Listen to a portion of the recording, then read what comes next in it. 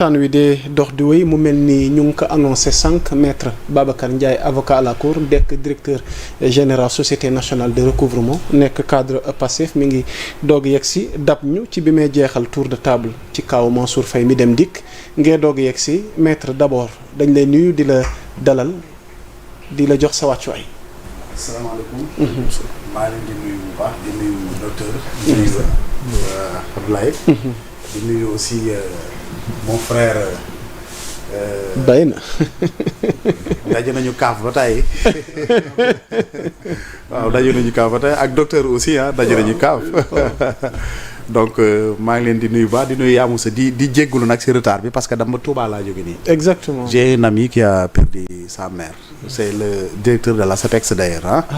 Modou Mbène Gueye waaw c'est ça. ah oui juróom bu jigéen Modou Mbène de ça. waaw enterrement bi fan ñi dama jógee nii rek ci enterrement bi doog a ñëw xam nga ak distance bi. ñu ngi koy jaale moo tax ma xaw a ñëwaat retard. ñu ngi koy jaale Modou Mbène Gueye mi jiite ASEPEX. waaw na yàlla yërëm way juróom bu jigéen. ak mbooloom jullit. alors docteur nga jël le train bi en marche. d'accord voilà waaw léegi dama lay bàyyi nga tënk rek. en tant que juriste avocat. ci coow li am ci mbiru Azoura. après nga ñëw dugg ak ñun nag ci kaaw ñi war a dem devant haute cour de justice. baal bi tàmbaleeg Mansour Faye mi dem ci kanam dik ci tënk rek vite fait. waaw man maa ngi doon suivre sax échange wax dëgg yàlla depuis bi ma kii ba léegi maa ngi suivre seen intervention. que j'ai vraiment apprécié. bon kaaw Azoura man Azoura d'abord j'étais son premier avocat. biñ ko njëkk a arrêté man maa ko njëkk a assisté. su ma juumul je pense que président Ousmane moo ma woo xaw ma Abbas Fall am na ku ma woo daal xaw ma Jibi Gueye Ndiaye moo ma woo ni ma Azoura arrêté nañ ko si laa dem taxaw ko donc bi ñu ko arrêté dik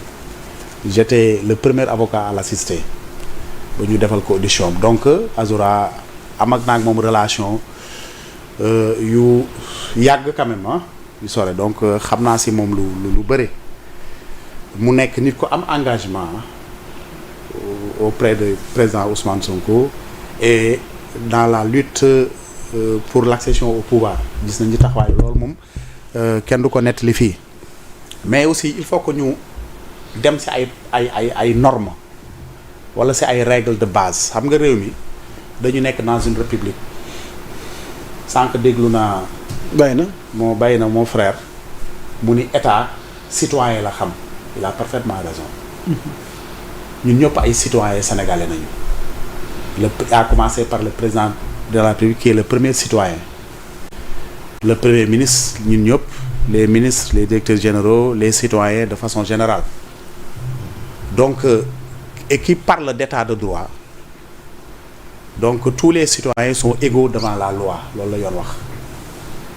te wax dëgg la ñun bu ñuy andi au pouvoir sénégalais yi dafa amul lu ñu yàgg jooy mooy dëkk ba nga xam ni kumba am ndey ak kumba amul ndey moo fi dox ñun bu ñu ñëwee ñu ni leen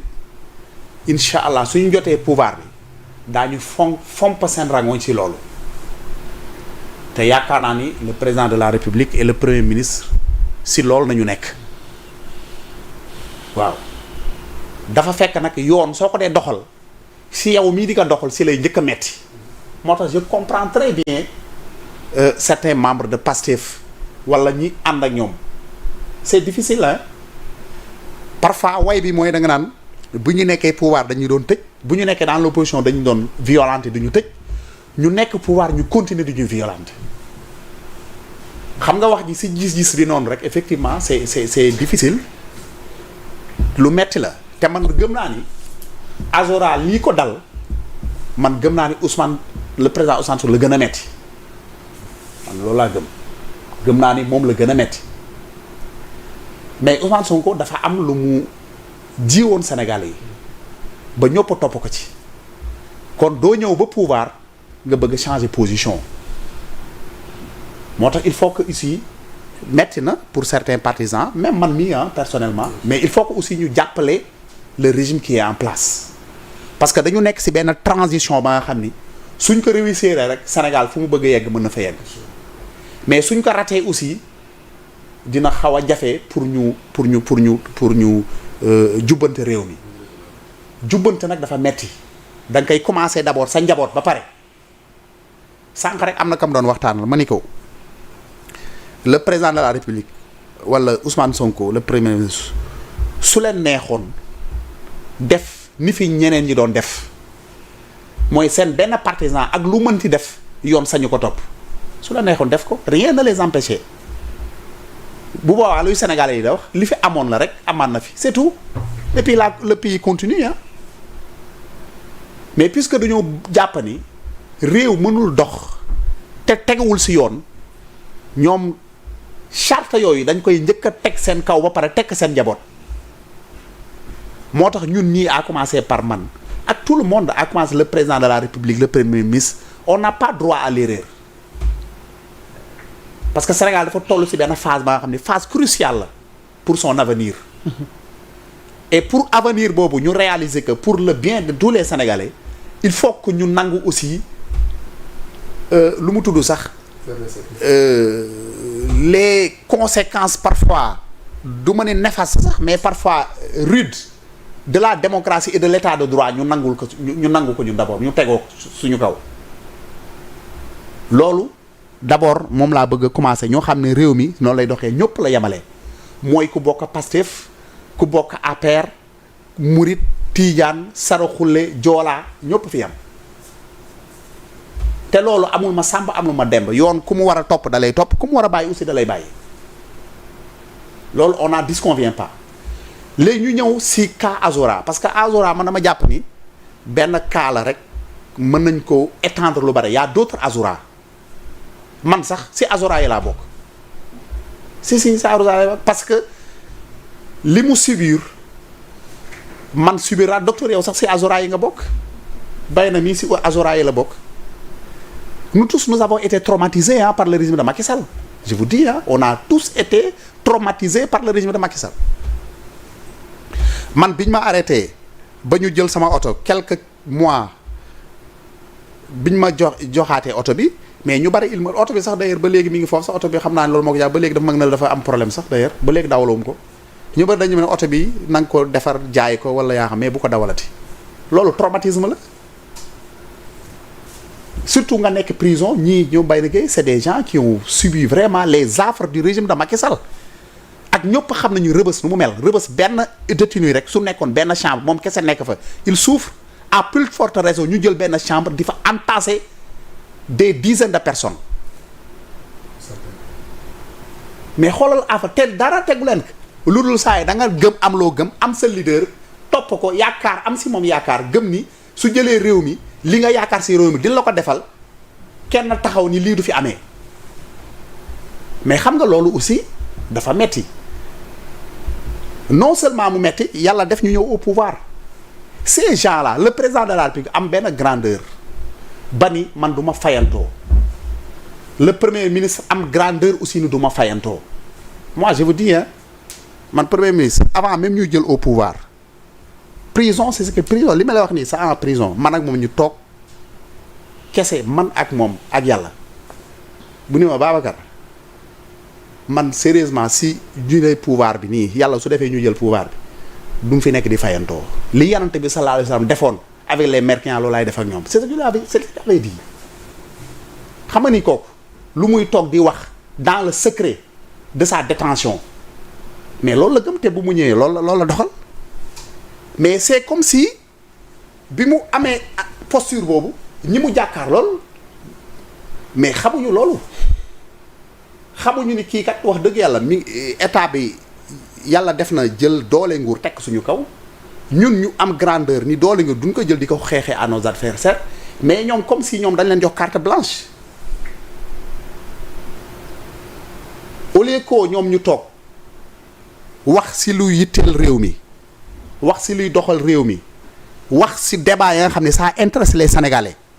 ñu ñëw bëgg a jël indi débat de personne di attaquer Ousmane guddeeg ak bëccëg di ko attaquer guddi ak bëccëg di attaquer sa personne di attaquer sa famille di attaquer ses proches. ok mais xam nga loolu aussi. vraiment wax dëgg yàlla. pour man ñooñu il ne mérite pas cette grandeur là et cette élégance républicaine moo tax léegi ma bay na lu mu wax léegi. naan état de droit waru su ko jëfandikoo c'est vrai que je ne suis pas d'accord avec lui mais je le comprends je suis pas d'accord parce que man dama gëm ni ak nu mu metti dañu war a doxal état de droit mais quand même man jàpp naa ni man ces gens-là c'est des gens qui ne méritent pas l'élégance républicaine dañuy wax dëgg rek parce que suñu nekkoon benn le président de la république le président Diomaye Faye su nekkoon keneen mu nekk man sama genre yi nga xam ne amuñu benn grandeur je le reconnais mais heure bii ñii on va les envoyer tous en prison sans aucune forme de procès te benn Sénégalais du wax. te les gens vont dire que ces gens-là ils méritent le sort. bañ wax parce que aussi la République a ses principes. non ñun ñëpp a non man comprendre naa loolu. ma ni dañu nekk benn dëkk maa xam ni. ñii sàcc suñu xaalisu réew mi. daaneel réew mi. jël ay milliards foofu nga duggaale ci kaw Mansour Faye pour nga jël ay milliards luubal ko. Mansour Faye ma ni jël ay milliards luubal ko. def ko seen patrimoine bopp am xaalis ma nga xam ni dañ ko sax jël. yóbbu bitim réew keroog ñëpp seetaan nañuy conférence bu le procureur financier doon wax mu nekk des centaines de milliards mu nekk alal ja nga xam ne tey suñ ko dugaloon dans le secteur de l'éducation problème yu bëri dañ ko régler les abris provisoires sont là suñ ko dugaloon dans la santé problème yu bëri les urgences dañ ko régler suñ ko dugaloon dans l'agriculture l'autosuffisance alimentaire mën nañ ko régler suñ ko dugaloon dans les infrastructures suñu tali yu délabré yëpp daañ ko mën a régler ay nit jàpp ni ñoom réew mi peut-être dañu jàpp ni dañ ko doon seen ay waajur wala dañ ko doon seen ay maam jël alalu réew mi def ko seen alalu bopp. On nous parle des DAT de 140 milliards. On nous parle des DAT de 10 milliards yaa nga xam ni kenn gisu ko mais loolu c'est extrait c'est pour man loolu dama jàpp ni crime économique loolu gënu ko rëy loolu gën c'est-à-dire que crime économique c'est-à-dire que vrai crime économique te ñooñu dañuy jàpp ne ñooñu c'est des vrais criminels léegi dégg naa docteur muy wax effectivement ku waroon dem hôpital ñu war la prendre en charge amuñu la prendre en charge ku soo si dee wala nga am si loolu sax ñooñu en partie ils sont responsables ñooñu tey amuñu benn grandeur républicain xam seen bopp xam ni kat wax dëgg yàlla li ñu waroon def Sénégal defuñu ko. au contraire réew mi moo leen waroon topp. au contraire ñoom ñoo fi nekk di attaquer nit ñi di saaga nit ñi di wax lu nekk nit ñi mais loolu aussi su tasanteeg xale ya nga xam ne Azura xale la ak ay moromam ay ñoom bay ni c'est des jeunes. mais du tax ñu cautionné amuñu c'est-à-dire que problème say docteur nu mu mënee maîtriser ses émotions docteur Ablaye Mbow nu mu mënee maîtriser ses émotions man ni ma mënee maîtriser ses émotions même su ma meree mais ñooñu mënuñ maîtriser leur émotion par rapport à ça. su ñu gisee ñooñu tey ñoom ñëpp waroon nekk en prison ñoo fi taxaw ci réew mi di menacer le pouvoir di menacer les tenants du pouvoir ba pare dara du leen ci fekk loolu ça leur fait mal c'est pourquoi je suis d'accord avec certains qui disent que la justice dafa yéex ci seen cas donc heureusement que tout dernièrement il y a des pas qui ont été marqués pour la reddition des comptes et on salue et on encourage aussi la justice à aller jusqu'au bout te nag dinaa wax benn affaire dëgg la ñoo justice mi ngi def liggéey te kenn du ko dicté lu mu war a def mais jën yu mag yi Sénégalais yi xam nañ leen nañu régler seen cas pour man ñooñu li ñu njombe yu ñuy def ci réew mi ba jural Sénégal situation muy nekk nii ñooñu seen cas pour man priorité la doon pour la justice. Je ne suis pas là pour dicter la conduite à tenir à la justice parce que man dama respecte justice te gis jàpp naa ne justice dañuy def seen liggéey mais quand même ces gens là ñoom ñëpp dañu war a régler seen compte la justice doit régler seen compte waxuma nag ñu def que un règlement de compte ñun dépasse nañu loolu mais ñooñu seen cas seen compte wax dëgg yàlla justice da si war a taxaw léegi nag su ñu ñëwee particulièrement si kaaw Azora ni mu demee. Mansour Faye. non ma ñëw si Azora la procédure judiciaire après doo ko dem si Mansour si procédure bi rek laay ñëw. ok voilà si procédure bi. parce que léegi nag Azora yoon jàpp na ni dafa tenir des propos contraires aux bonnes mœurs loolu nañu wax. voilà sur la place publique yoon def na liggéey ma arrêté nañ ko entendre nañ ko yoon yóbbu déféré nañ ko procureur placé nañ ko sous mandat de dépôt loolu yëpp procureur man du ma si wax. léegi tey ñëw na comparaître na man bëggoon naa fa dem sax assister ko wonte ko mon soutien mais dama amoon benn liggéey bu ma tëye woon moo tax mënuma woon dem moo tax bii liggéey bi pare bi ma quitté foofu bi ma jaaree tribunal parce que dama waroon dem aussi à Touba mooy si enterrement bi temps bi dafa xatoon mais def naa fa fala mais dama ñëw bi mu fay jaar sa fekk naa audience bi jeex na ba nit ñi dem maa ngi d'abord saluer les avocats qui sont constitués pour lui di leen encourager aussi mais juge bi avocat yi demande nañu ni une demande de liberté provisoire juge bi accordé nañ ko loolu lan lay wane mooy wane nag Ousmane Sonko ak le président de la République Diomaye Faye même yoon su dalee seen kaw ñoom dañ koy nangu pourtant su ñu amul woon grandeur bi su leen neexoon def obstruction à la justice parce que am na ñu ko yàgg def fii mais ñoom dañoo jàpp ni Sénégalais yi dañ leen fal pour ñu jubal jubbante léegi nag pour nga jubal jubbante nag sa njaboot nga ko njëkk a commencé moo tax may def un appel aux patriotes ne leen le combat pour man phase conquête du pouvoir bi jóge nañ fi beneen phase bi bu jàpp naa ni sax moo gën a metti dina si am mbir ya nga xam ni peut-être dina difficile mais aussi ñu jàppale aussi le président de la République et jàppale le premier ministre mettre ko à l'aise parce que su ñu nekkee sa ay jafe-jafe premier ministre moo si gën a sonn démb ñëpp gis nañ ko li mu def dem rendre visite à Azoura te pourtant ñëpp xam nañu son agenda est excessivement chargé mais cofeel gi mu am si moom moo tax au moins mu consacre quelques minutes dem rendre ko visite mais nag pour mettre à l'aise le premier ministre mettre à l'aise le président de la République Diomaye Faye nañ leen jàppale sur ñu propos yi d'accord nit mën nga mer mais aussi soo meree aussi dañu nekk dans un état de droit nga xam looy wax nit ki mën nga wax lu la naqadi te doo saaga te doo xastaate te doo wax ju bon. Merci beaucoup. parce que aussi Sénégal aussi dafa am nu mu tëddee nit mën nga am sa dëgg mais am na wax ji nga xam ne aussi soo ko waxee sa dëgg boobu day réer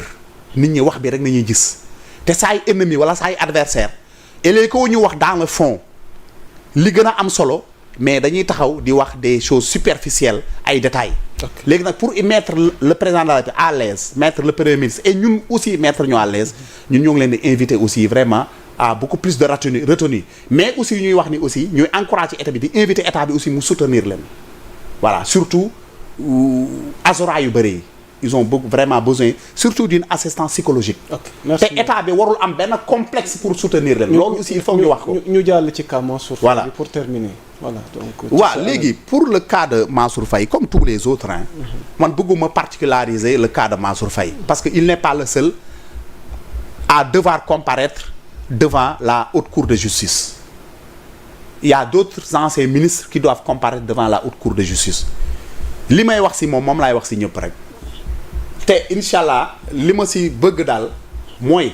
ak li ñu si xaar ak li si Sénégal yëpp aussi di xaar mooy justice def liggéeyam sans parti pris ku si def ñu ne la yaa def soo waree delloo xaalis Sénégal nga delloo ko soo waree dem ndungu siin nga dem ndungu siin man loolu laa je n'ai aucun cas à particulariser géré woon na fi effectivement surtout dans la crise du Covid mu géré fi wax dëgg yàlla benn pàcc bu am doole loolu wax dëgg yàlla aussi sénégalais yi soxla ñu vraiment benn benn compte rendu bu leer ñu xam ne xaalis bii les 1000 milliards là nañ ko dépenser fan la dugg ak li si c'est responsable su si amul ree responsable yaa aussi on a confiance en notre justice. léegi maa ngi dégg am ñuy taxa naan le premier ministre visite bu mu defal Abdou lu mu tudd sax Azoura c'est une pression sur la justice mais man leen il faut arrêter quand même. mais ni man ñuy wax loolu il ne respecte pas la justice. parce que c'est-à-dire que ñàkk respecter la justice ba yaakaar ne justice bi dafa ñàkk fayda wala dafa ñàkk fulla ba premier ministre wala keneen di ko teg pression justice bu am fulla justice buy dox ci yoon kenn waruloo teg pression.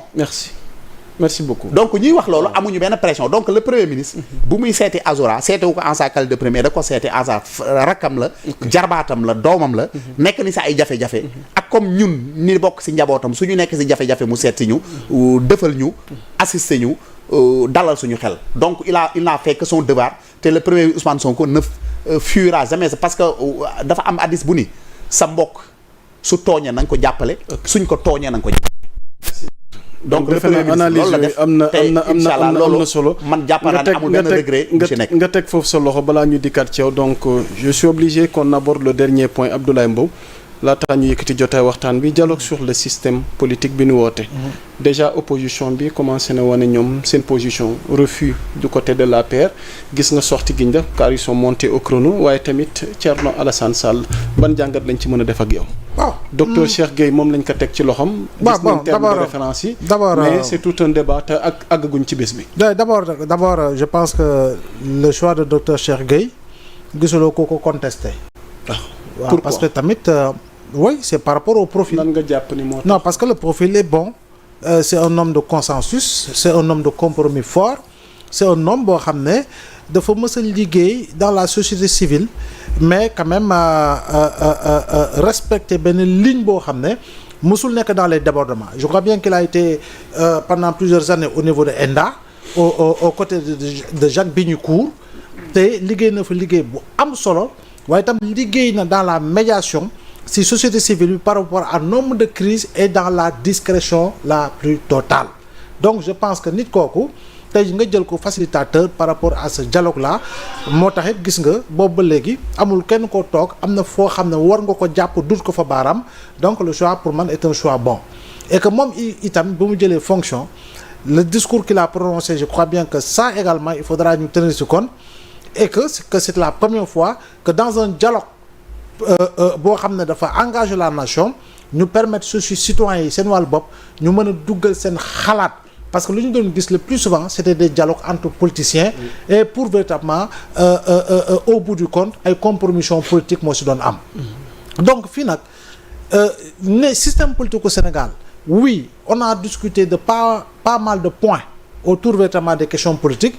mais le système politique dans sa globalité ñu war see mën a waxtaan je pense que loolu c'est une bonne chose et surtout par rapport au contexte étant donné que nekkuñu dans un contexte préélectoral surtout ça nekkuñu dans un contexte boo xam ne yaa ngi calculer ay jeux politiques ay jeux d'alliance kan ngay transhumer